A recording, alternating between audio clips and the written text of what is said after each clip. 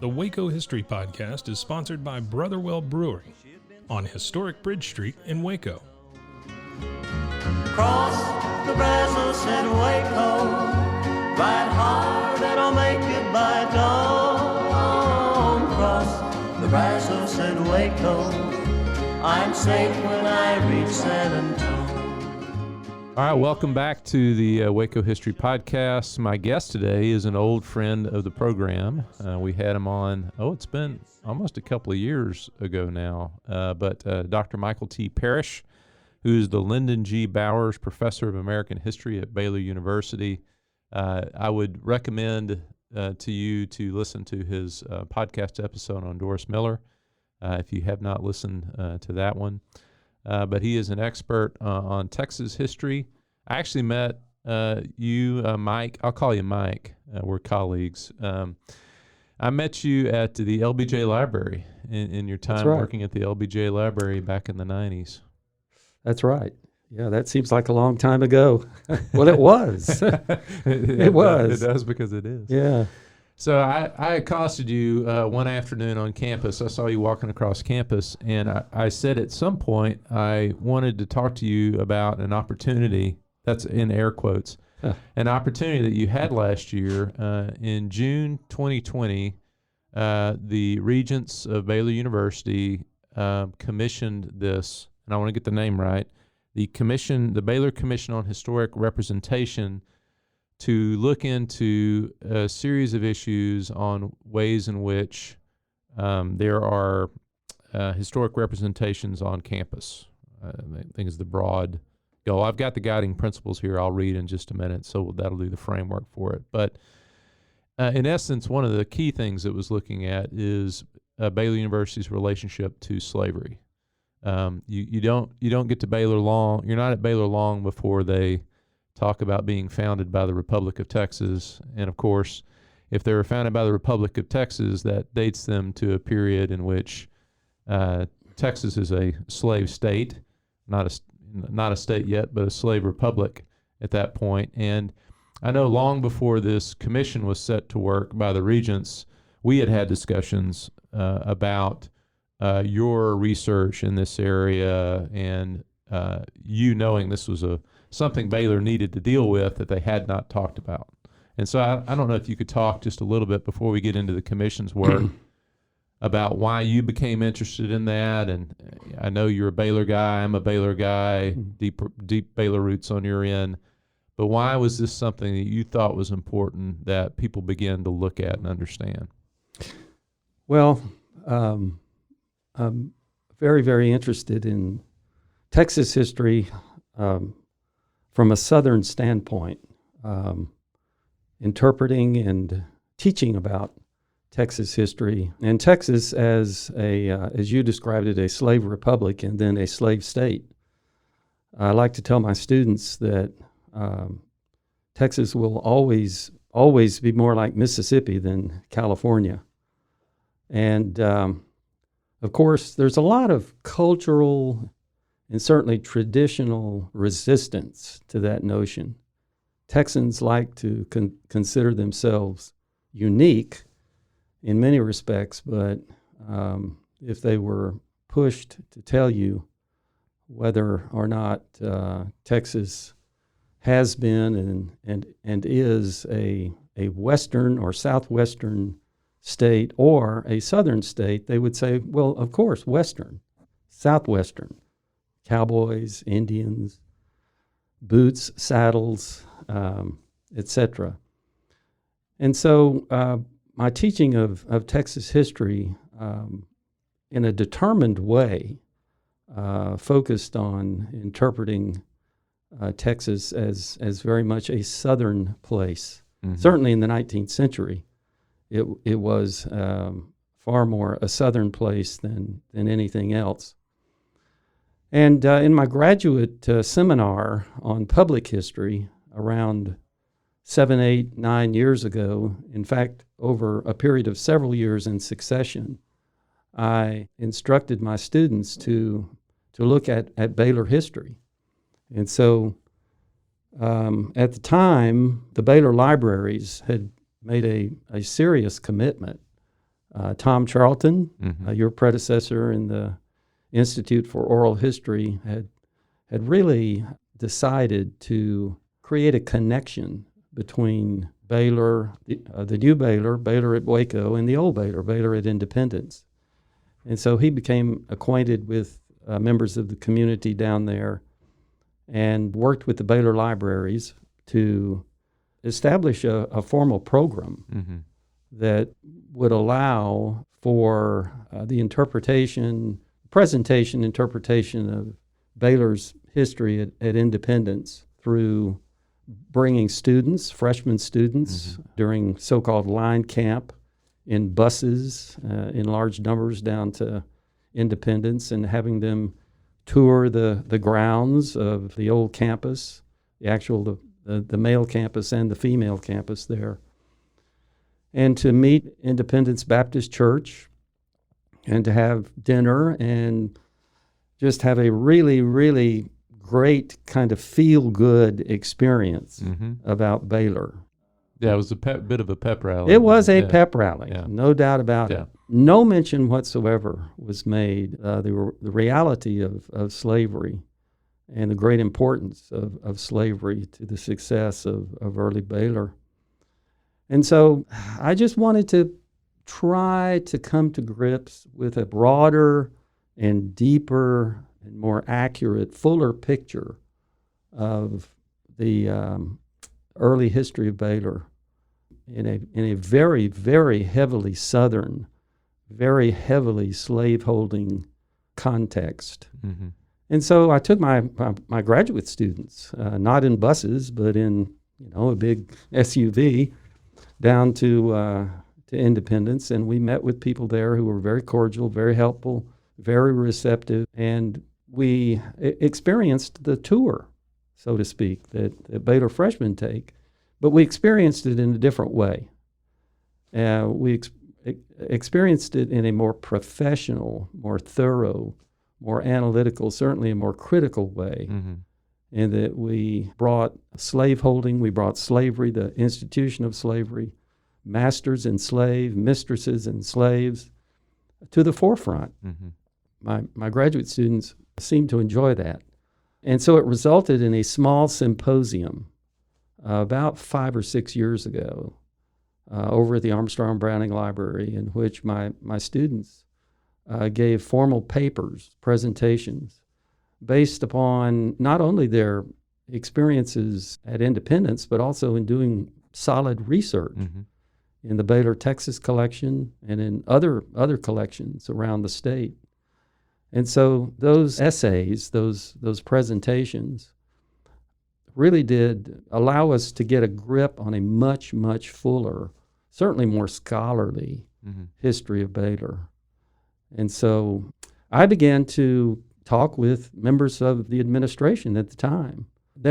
I won't say there was pushback, but there was a reluctance to take on, the hard, difficult history, which many, maybe even a great majority of Baylor alumni, Baylor constituencies of all kinds, other Baylor faculty members and administrators had no idea about.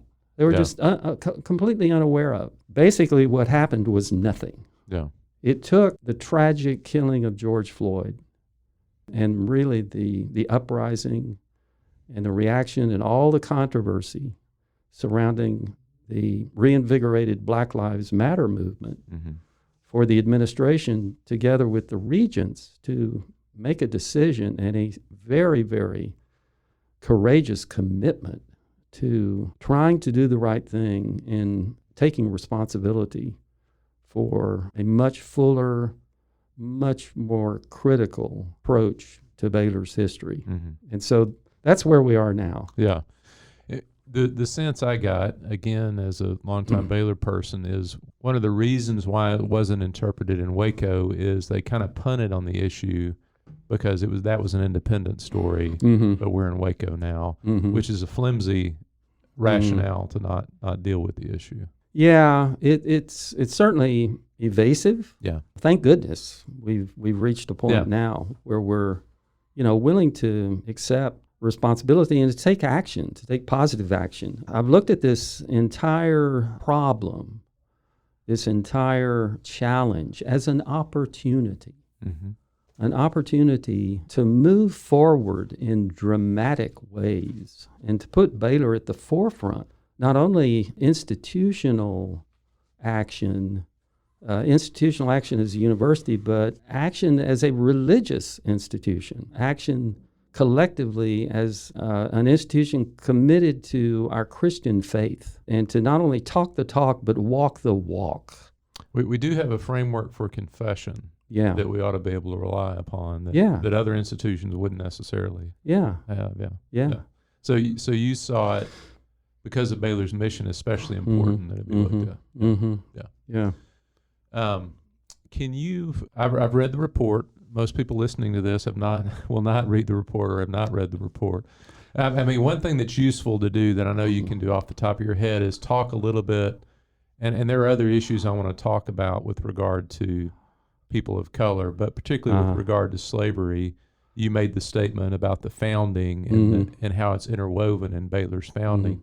Can you tell us a little bit more about what you mean when you say that? Well, Baylor would not have existed. It would not have been even contemplated at the time to establish an institution like Baylor, which, by the way, became most important very quickly. Institution of higher learning in Texas and arguably anywhere west of the Mississippi during the 1850s before the Civil War, which began in 1861. The resources necessary to establish an institution and to sustain it through the 1850s and then certainly during the difficulties of the Civil War and after the Civil War, it would have been impossible. Yeah. Without benefactors who were willing, very, very generously to come forward and provide funding for the construction of the campus at Independence, for the purchase of books and materials of all kinds and supplies to instruct students and to pay for the salaries of faculty members and administrators. It would have been impossible without slavery. Now, you can say the same thing about institutions of all kinds. At every level of society throughout the slaveholding South at this time. This is how people succeeded. Slavery represented, if not a reality in producing wealth, it represented an ambition for people who were not slaveholders. Yeah. This was the way to wealth, the way to success. Growing cotton, growing sugarcane, growing other crops, developing herds of livestock, cattle, hogs, all kinds of animals to make money and to survive. Slavery was the principal source of labor, cheap labor. And we can talk about cheap labor being absolutely necessary to the success of the United States from the very beginning all the way up to the present day. And of course, slavery was the cheapest labor of all. Yeah. And it was highly productive because it was a labor produced by force, or at the very least, the threat of force. And Baptists and Presbyterians and Methodists and Episcopalians, evangelicals at the time were perfectly willing and determined to take advantage of the opportunity to gain wealth and to create productivity and to advance society, advance the economy, advance what they called civilization, Anglo-civilization, through using slave labor. Yeah. From our perspective, unfortunately, they developed a heavily religiously based pro-slavery apology, which was not apologetic at all in the way we think about it. It was justification for slavery. They considered black people of color generally in the United States and all over the world to be inferior, to be created by God as inferior. And they talked about a hierarchy of races. And of course, at the very bottom, the rock bottom of that hierarchy, were so-called African people from the dark continent who were, more inferior than anyone else.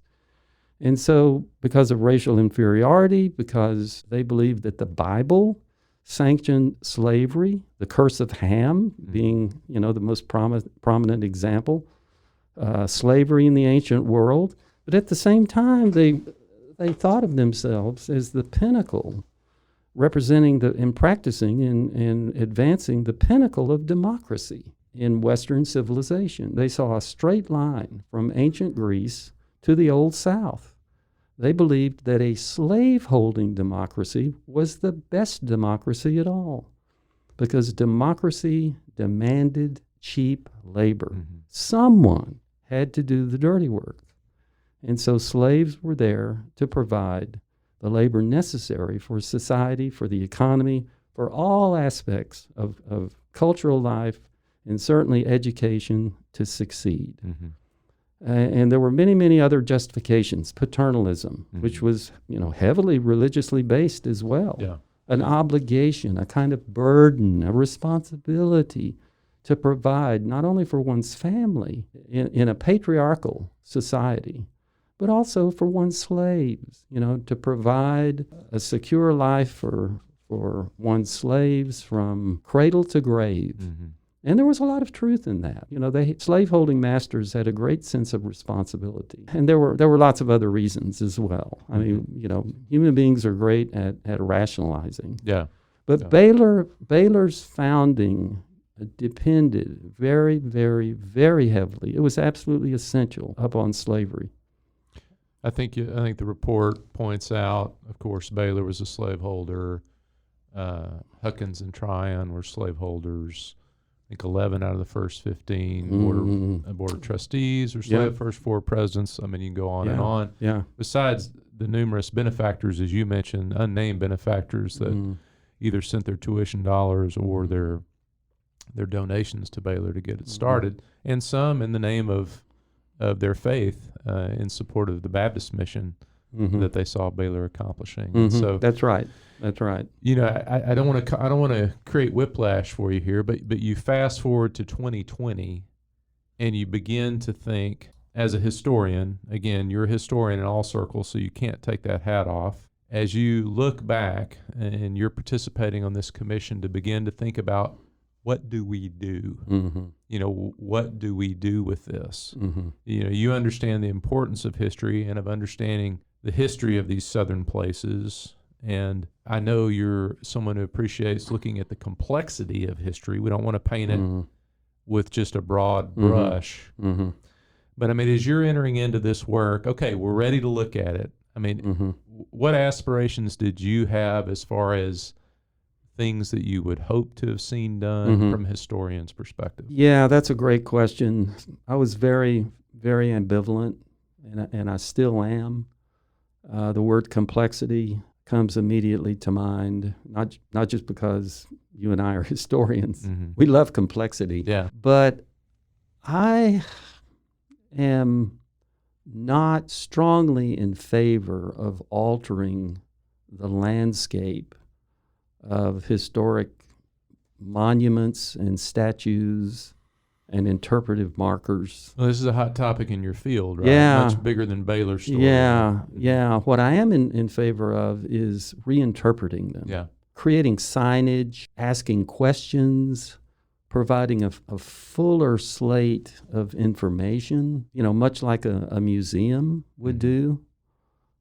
Present the facts and challenge the viewer, challenge the reader, but let him or her gain the knowledge necessary to make a critical judgment, and challenge someone looking at a memorial, a statue, a plaque, whatever, to continue thinking, to continue asking questions, and to contextualize those historical representations in a larger journey, a life journey of looking at life, of looking at history in the context of the past and the present and the future. I'm getting really abstract here. I'm not a big fan of taking down statues and altering the landscape of historical representation.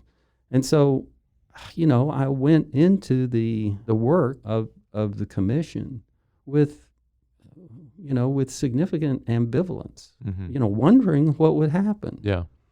And it very, very quickly dawned on me, Stephen, that what I needed to do was to put myself in the shoes as much as possible. Put myself in the shoes of the other guy. Yeah.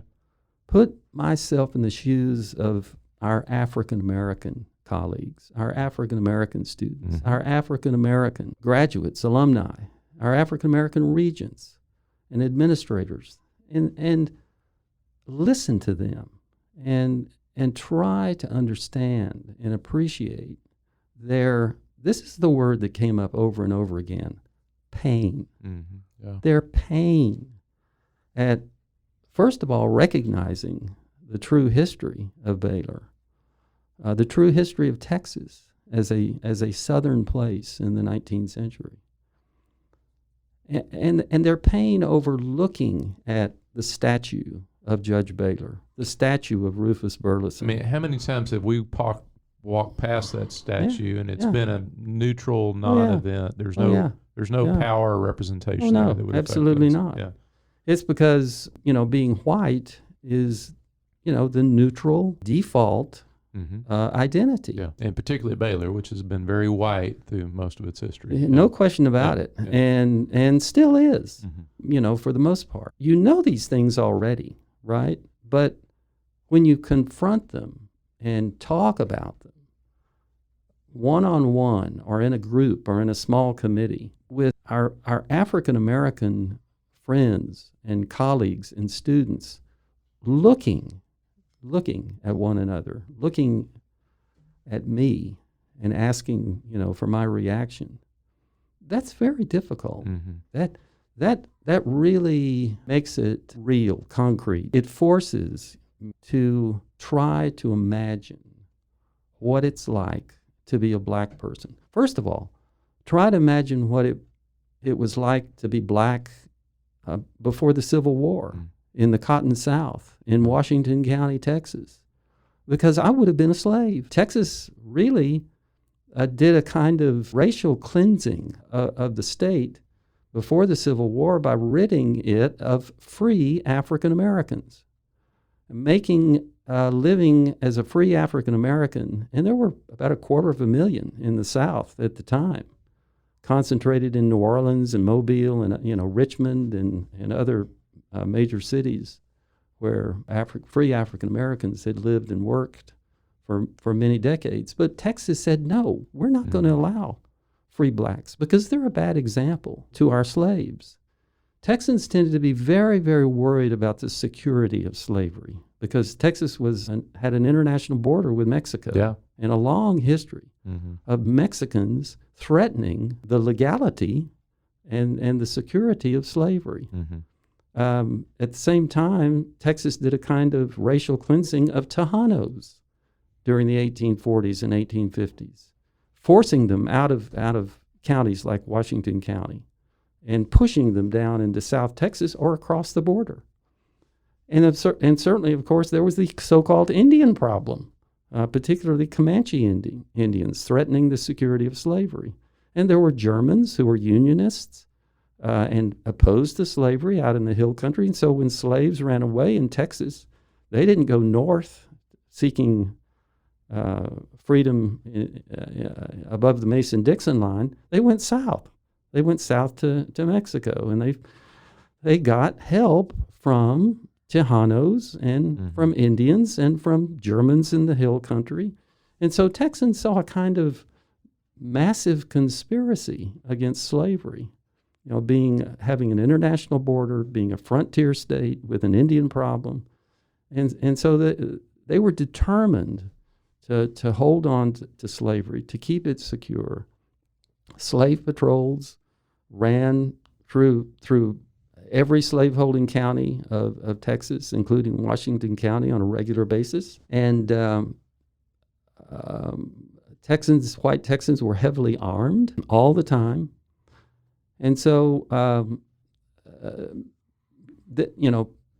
this helps us understand the broader and deeper context of slaveholding in Texas at the time. Yeah, I think Washington County was about half the population was slave in 1850 or so, and I didn't see any record of that there were any freedmen No, Yeah, or women. no. Yeah. Washington County had about 15,000 people. Now, that may not sound like a lot to us, but it was one of the most populous in Texas, and it was growing rapidly.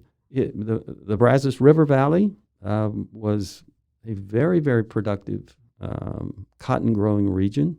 Massive profits were made all up and down the Brazos River Valley. It was referred to as the Mississippi River of Texas. Mm-hmm. And of course, Texas during the 19th century was settled by people from the South, especially from the Deep South. Nearly all of the Baylor founders and benefactors had come from the Deep South or had roots in the Deep South in slaveholding societies, slaveholding families.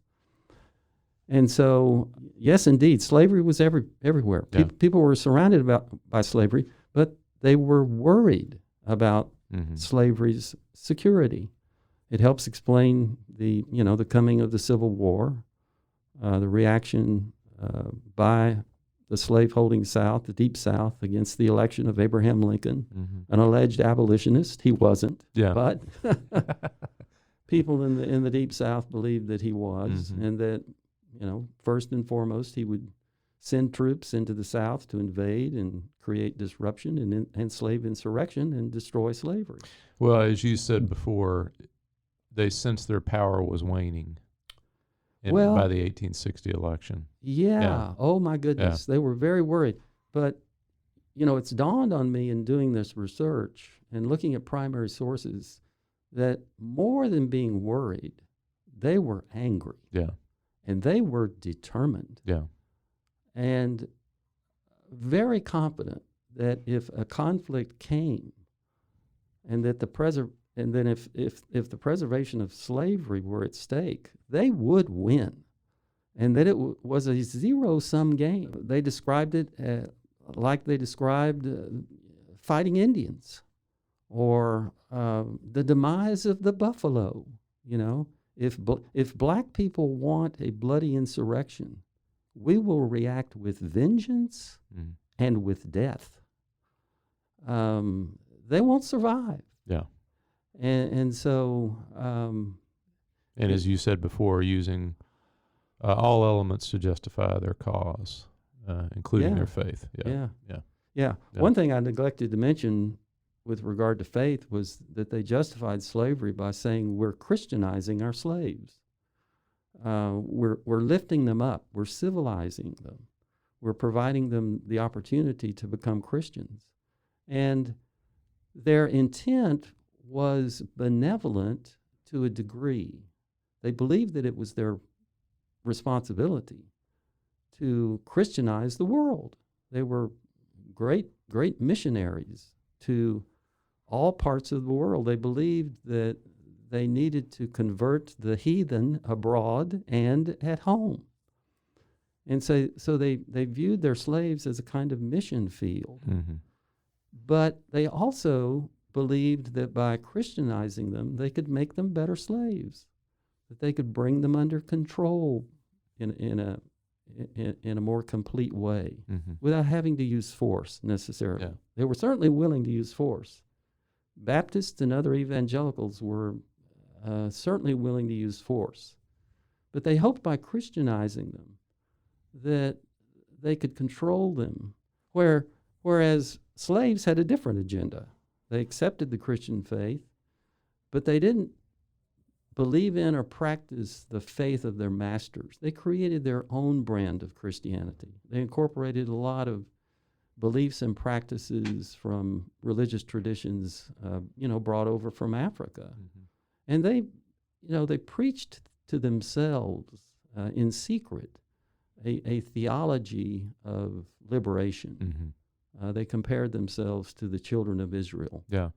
And they believed in a day of Jubilee. And with the Civil War approaching, obviously, the slaves could see it coming. They saw it as an opportunity to gain their freedom, and with their freedom, full equality as citizens. Yeah. Well, I want to fast forward again a bit because I'm interested. You sitting in the room on this commission, and you begin to hear these stories. you're someone who I would think of everyone in the room. If we're going to talk about 19th century Texas, you know the history. So you don't have to have someone inform you of the history. But as you begin to hear these stories of the meaning or the impact of some of these representations, what is your reaction? Because I know this goes on for a series of months as y'all are meeting and talking about it. Impact on you. Yeah, it was hard. It became personal. Every meeting was very difficult for me because I could see how difficult it was for others, particularly the African American members of the committee, and at least half or more of the members of the committee were black, and they represented regents, faculty members, certainly students. And listening to them and listening to them express, and I'll use that word again, their pain. So first of all, their shock and their surprise, because if you go on the Baylor website, you don't see any of this. Yep. They had no idea. And so it was a learning experience for them that was very, very painful, certainly disappointing.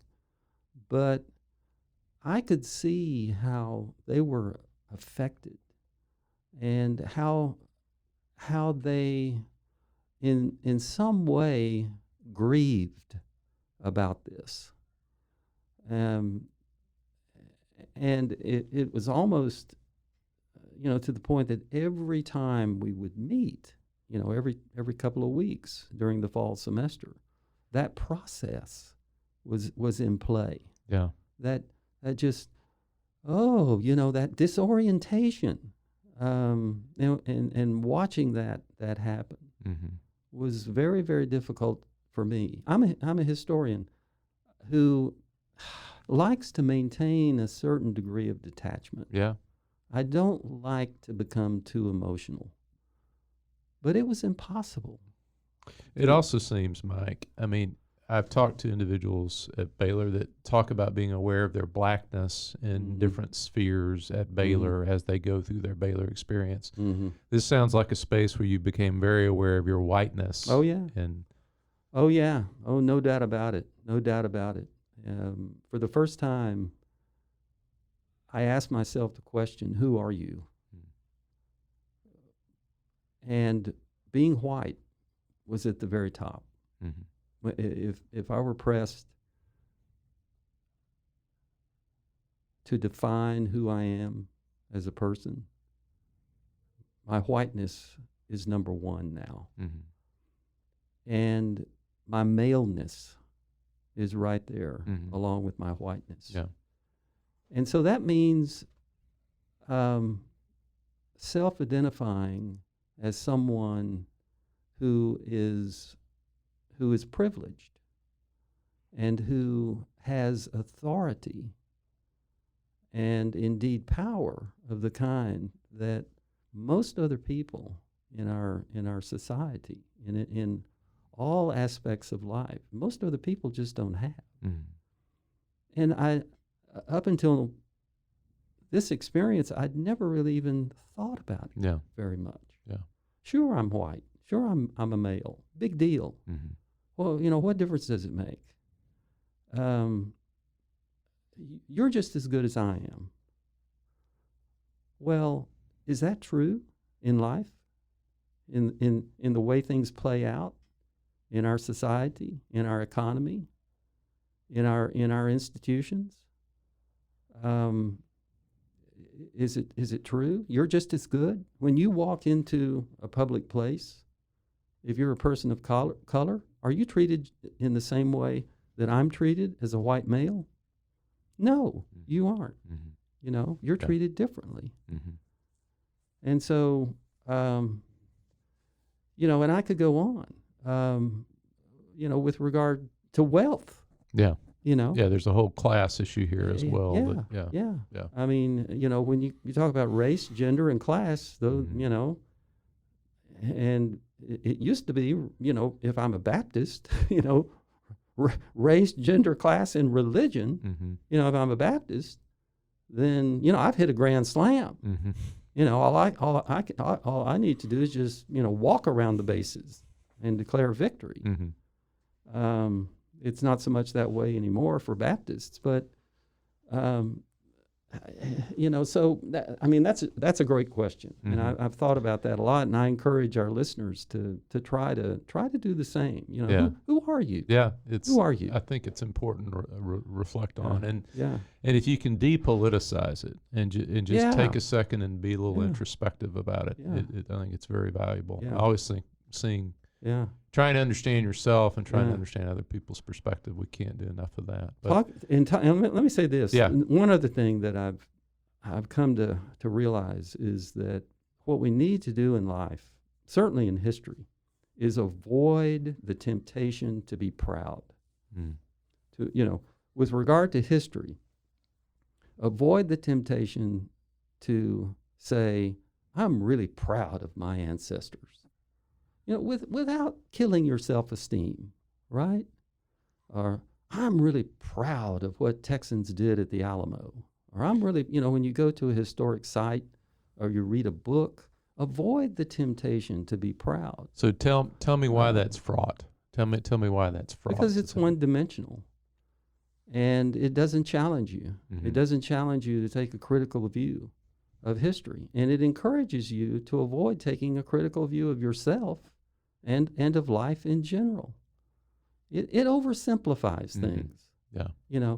It reduces history and many, many other aspects of life to a kind of entertainment. Kind of a bumper sticker. Yeah. Entertainment. Mm-hmm. Or just, being simply informed or educated or inspired, right? And there's nothing wrong with all of those things. But, my opinion is that we should avoid the temptation to be proud because, for one thing, it's unbiblical. We got a framework for that too. Yeah. Jesus was not motivated by pride. It's the original sin. Yeah. Yeah. And one of the things about the early Baylor founders, and we can name names if you want to. Sure. Rufus Burleson Yeah. is a great example of someone who was extremely proud.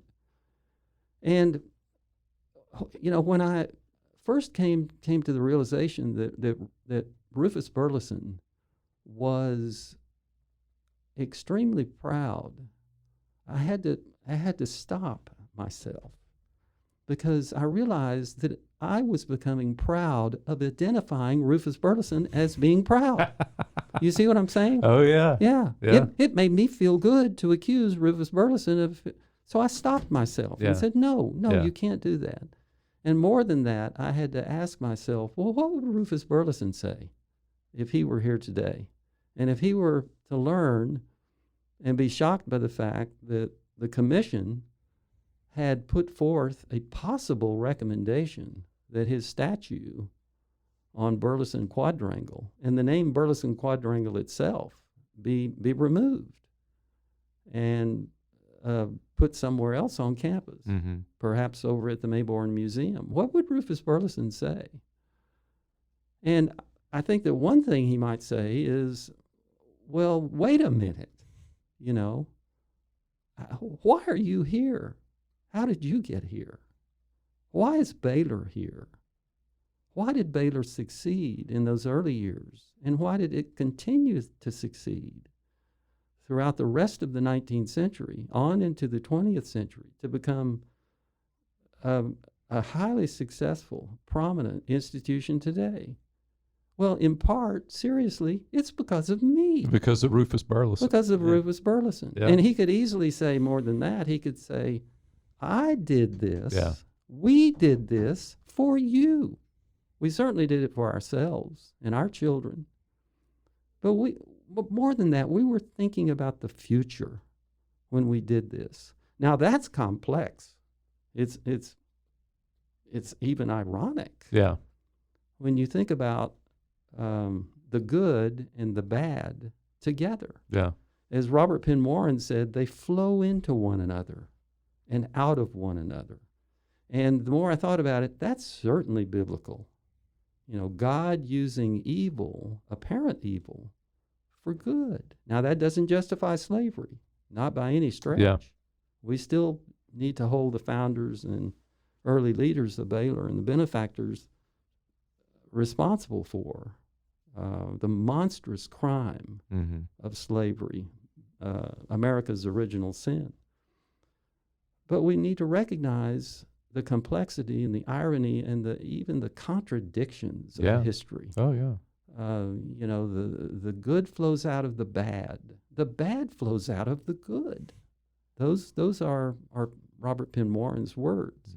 Now, when I say things like that to my undergraduates, whoa, their heads spin and go, "What in the world is he talking about?" But I hope I'm planting a seed. Oh, they're out there. It's a way homer. They're thinking about it on the way home.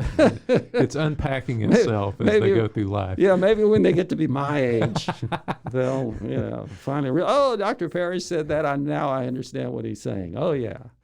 So Mike, again, the work of the commission. So I could see a value in this group getting together and doing just what you said. Yeah. But you're also called to make recommendations. So you're not. This is not just a process of discovery and understanding. Yeah. This is a process of we got to make recommendations, and we have a deadline to make recommendations. Yeah. So how do you begin to figure out where that settles? And is there a line it goes up to and pulls back from, or I'm just interested in how that process worked. Well, the regents, President Livingstone and the regents made it very clear that the name Baylor was off the table. And as far as changing the name of the university. Yeah. Okay. And we never really even considered that as a possibility. But as far as everything else was concerned, the regents and the administration were wide open, and they were very encouraging and very grateful for the task that we took on. Yeah. And probably the most difficult conversations we had on the commission were about the concrete recommendations that we would put forward. Yeah. And we did not, as far as I can remember, we did not agree on putting forward a recommendation unless we agreed fully, 100%. Unanimous, yeah. We wanted unanimous. And of course, there are all kinds of shades of gray with regard to support or ambivalence or whatever. But we were in firm agreement about the recommendations, and we put forward a series of recommendations of possibilities for taking action.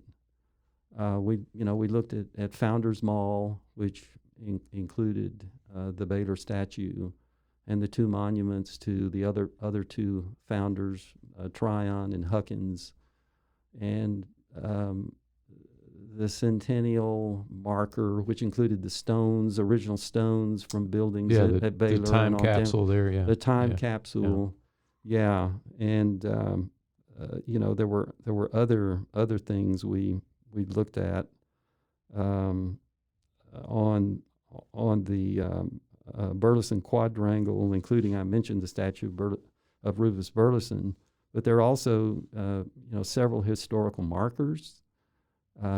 Texas State Historical Commission markers that were put up about 10 or 12 years ago, and our dear friend Tom Charlton was the prime mover in having those installed. My graduate students were essential to doing the research, to formulating the verbiage on the markers. Yeah. And we had a very, very elaborate, ceremony one morning, unveiling those five markers. And so, we agreed that those Texas Historical Commission markers needed to be replaced possibly Mhm. possibly replaced with new words, new, more accurate, more Mhm. complete, Yeah. more challenging That language. say a little bit more fully about Yeah. who, say, F.L. Carroll Yeah. was. Yeah. Yeah. Yeah. And that we needed to put up new memorials, new representations, new statues on Founders Mall and in the Quadrangle. Mhm. We would probably want to rename the Quadrangle, and there were several ideas floated, including the Baylor family Quadrangle. Replacing the name Burleson Quadrangle with Baylor Family Quadrangle, and there of course there's Independence. Yeah. The same would happen at Independence, changing signs, markers, interpretations, Texas Historical Commission markers, and of course make the Baylor experience for freshmen completely different. Mm-hmm. Being very, very explicit about the founding of Baylor, depending upon slaveholding and the cheap labor provided by enslaved persons. One thing we're trying to do, Stephen, is to remove the anonymity of the enslaved people who helped to bring Baylor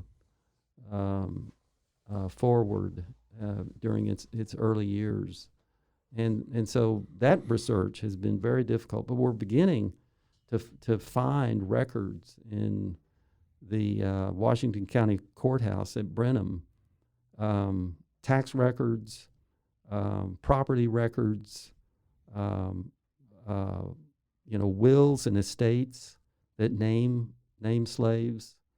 And but that will be a long and difficult process. And so we want to include the names of as many enslaved people as possible on a series of markers there. I see that as the most important work because I mean you could see this as just dealing with what's already there. Yeah. But it's the silences. Yeah. I think, and they scream on Baylor's campus because there's no representation there. Yeah. I know the recommendation of Reverend Gilbert and Barbara Walker statues, the first two African American graduates of Baylor. Yep. And the possible monument to the enslaved that helped construct Baylor at Independence.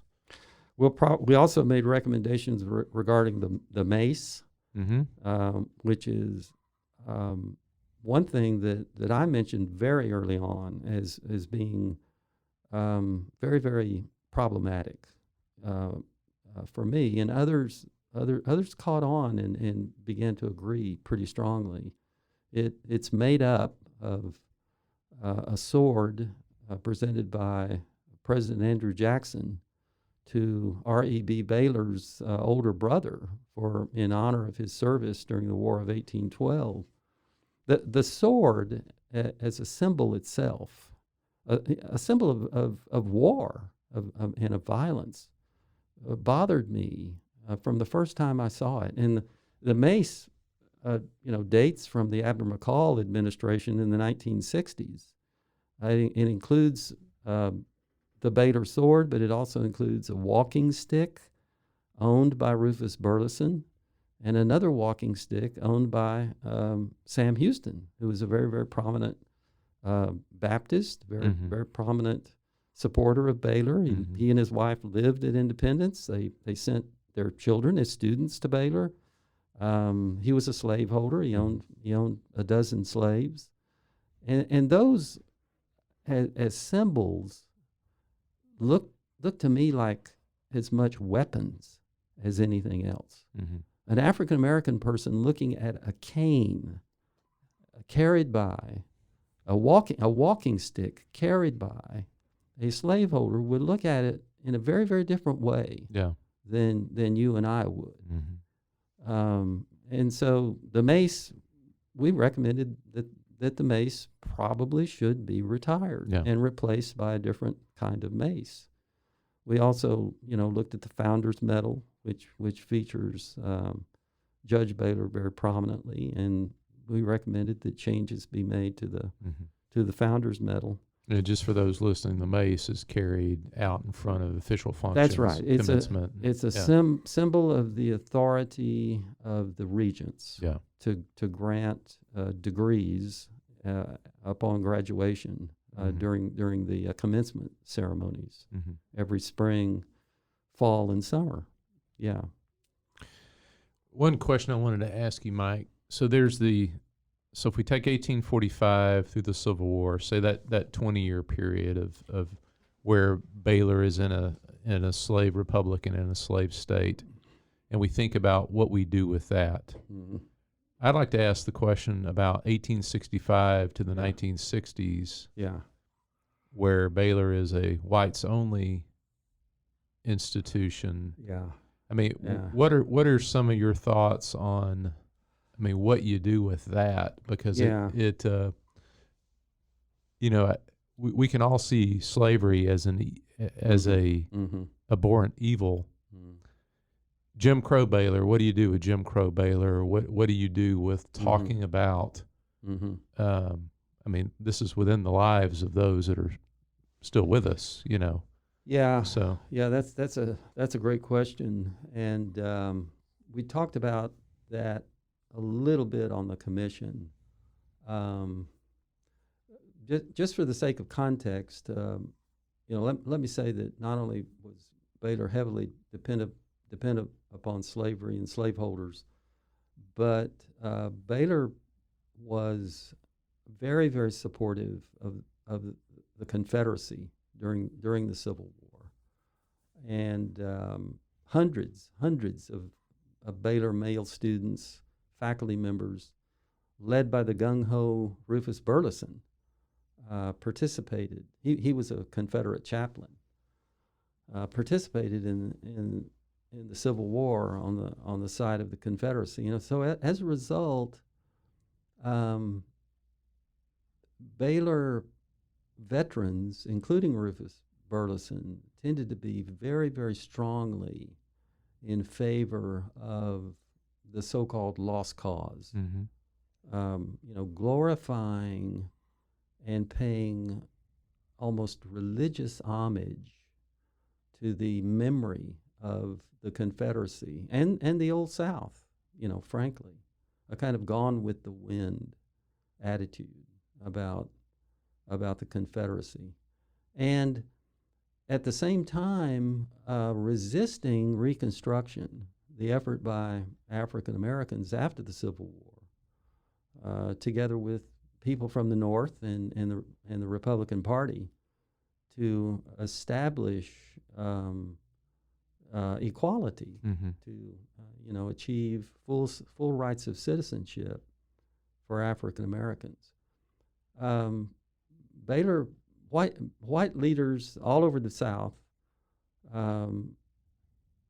supporting the Democratic Party, resisted the power of the Republican Party, and most of all resisted the very notion and the effort by African Americans to achieve political, social, economic, civic equality, and were very, very instrumental and crucial in helping defeat Reconstruction and remove civil rights from the hands of African Americans, taking away their votes,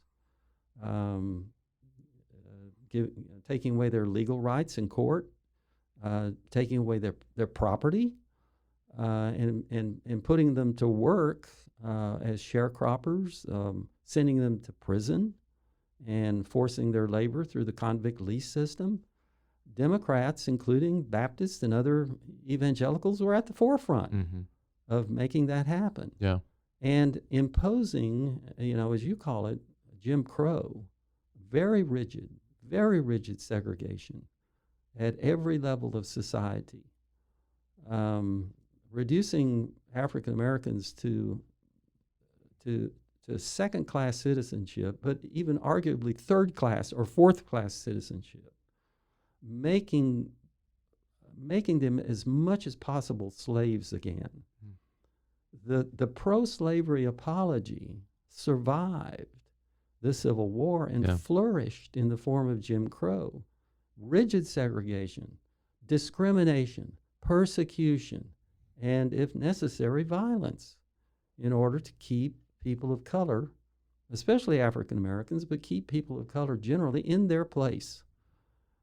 And so Baylor was not only complicit in that process, Baylor was crucial to helping sustain a rigidly segregated society, to impose, what we call institutional racism.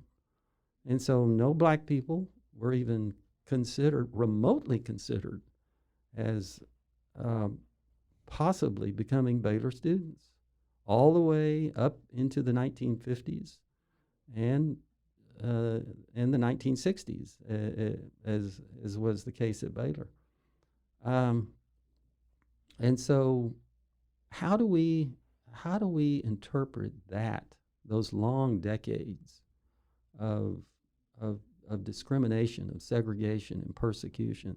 That's going to be very, very difficult. Yeah. The work of the commission will be ongoing. Yeah. We're not going to disband. Yeah. After we submit our recommendations for the monuments and other interpretations here in Waco and at Independence and on the website, et cetera, we're going to do the hard work of recognizing what was going on campus involving Baylor employees who were people of color. Yeah. Who were they? They're still largely anonymous. Yeah. How were they treated? What kind of labor were they forced to do? And you can bet 100% that it was cheap labor. Yeah. And that they were probably not treated very well, or at best that they were treated in a very paternalistic fashion. A sense of subordination was imposed upon them. We're going to have to reach out to the community and determine, well, my goodness, how in the world did the Baylor campus grow to be so large? Yeah. Who were the people and where were they living? That's right. We got to talk about urban renewal. We've got to talk about urban renewal and the fact that we, removed lots of black people, lots of Hispanic people, and paid them not very, very much money to abandon their houses and have them torn down so that, as some people at the time referred to it, we could have our Louisiana Purchase, our cheap land all along the Brazos River. Gave us a frontier. Gave us a frontier to settle and explore. Well, we had a kind of a manifest destiny, yeah. An attitude of manifest destiny. And so, we must be expansive. Yeah, I think it's really an important work, and I think it starts with that awareness that you were talking about earlier. There's been several efforts to have the university offer history tours, and one iteration I saw of it, they were going to dress the docents in kind of nostalgic, kind of 1950s sort of outfits, skirts and jackets and things like that. And I just raised the issue. You're going to be presented to potential students that would not have been welcomed here in the era that you're depicting. Right. Right. It's complicated. But being aware of it, I think, is a key part. Let me say this before I forget it. Yeah. The people of color on our commission struck me very strongly, and I'd realized this in the past. They struck me very strongly as feeling a sense of history living now. Whenever I would listen to and converse with people of color, they would talk in the present tense about history and position themselves in the past and talk about our people, people who look like me, aren't welcome at Baylor. And I thought, well, what does that mean? Well, and very quickly it dawned on me. Mm. If I had lived at the time, before the Civil War, and long after, and all the way up to the present, frankly, Mm-hmm. people who look like me aren't necessarily welcome at Baylor. Mm. And that is really the existential heart of the matter, making everyone welcome at Baylor, making sure that everyone feels comfortable and wanted and necessary, frankly, necessary at Baylor. Baylor, in other words, we want to reach a place where we say, Baylor can't be Baylor without as much diversity as we can possibly get Mm-hmm. for everybody, Yeah. every shade of color, every kind of lifestyle, every kind of identity, and to treat one another in a biblical way as fully welcome, fully equal, and fully loved. Mm-hmm. And so that's going to be an ongoing challenge. Yeah, I've asked you about, as a historian, how you viewed these things, but as someone who's, I love doing oral history interviews with your father, who's passed now, but was the development office at Baylor. Yeah. So we could do an episode on Tom Yeah. Parrish. Oh, but, yeah. but anyway, Uh, as someone who has a long love for Baylor, yeah. how did this experience, so, take your professional hat off a little bit, maybe Yeah. put your green and gold hat on. Uh-huh. How did this maybe shift how you feel about Baylor and this place that's meant Right. something to you for a long time? Well, gratitude and respect, first of all, for the decision, the commitment by the administration and by the regents to be very thorough and very, very serious about this work. Gratitude and respect and trust. Mm-hmm. Appreciating the trust that people in authority had for us as a commission, Mm-hmm. and giving us the latitude to deliberate very, very carefully and to communicate very honestly with one another. It's really increased my appreciation for Baylor like nothing else Mm. I've ever done. Yeah. It's easy to say you love Baylor, and you do, but do you fully appreciate what Baylor is becoming and what Baylor can be? Yeah. I think now I do. Yeah. If Baylor is to become, a so-called top-tier university, and to become a Research One university, as the regents and the administration and collectively the faculty want to do, then doing something like this is absolutely necessary. Mm-hmm. This will define us Yeah. as much as anything else. Yeah. As top tier. Well, and also, Uh, if we use our own metric of Yeah. what we're trying to be with our mission, if we Yeah. want to be sincere about Oh yeah. who we say we are as an institution, how could we not do this work? And I got that message very, very strongly from Dr. Livingstone and the regents, Mm-hmm. early and often.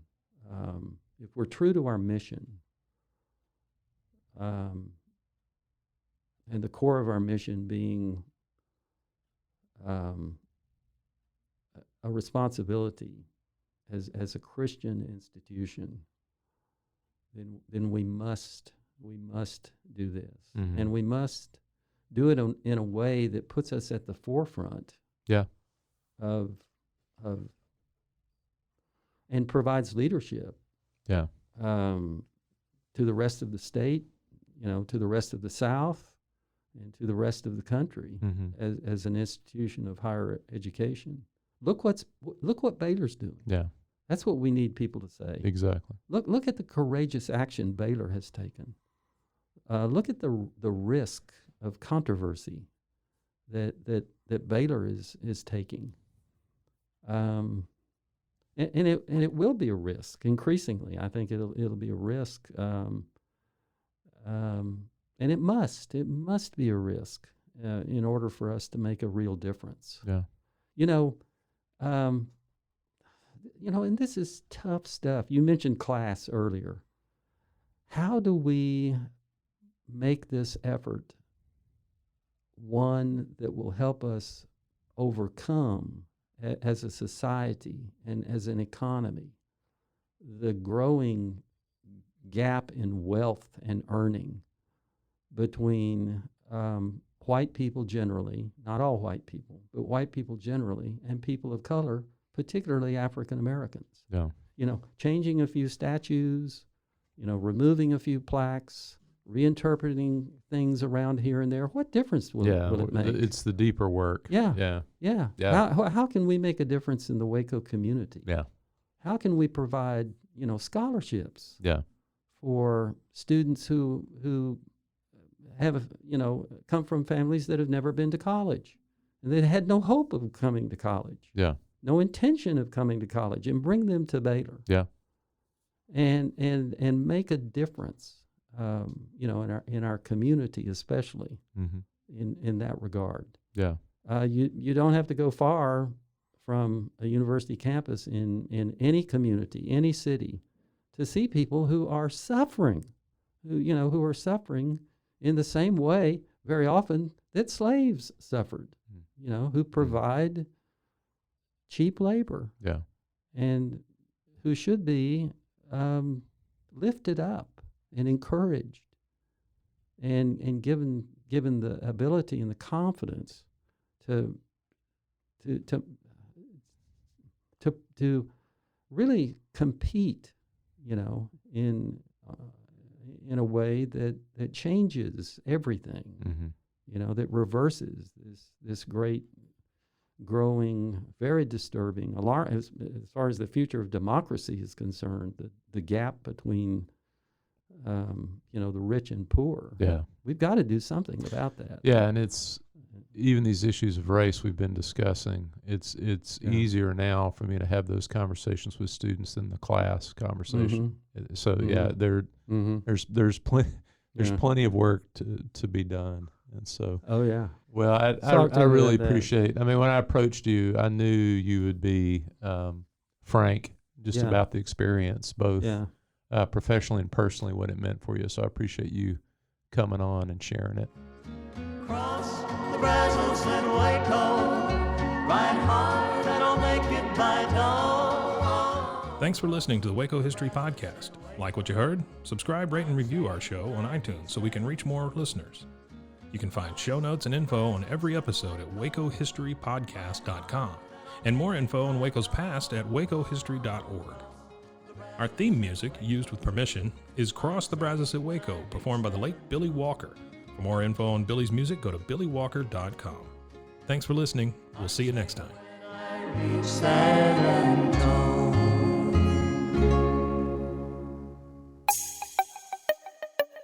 This has been a Rogue Media podcast.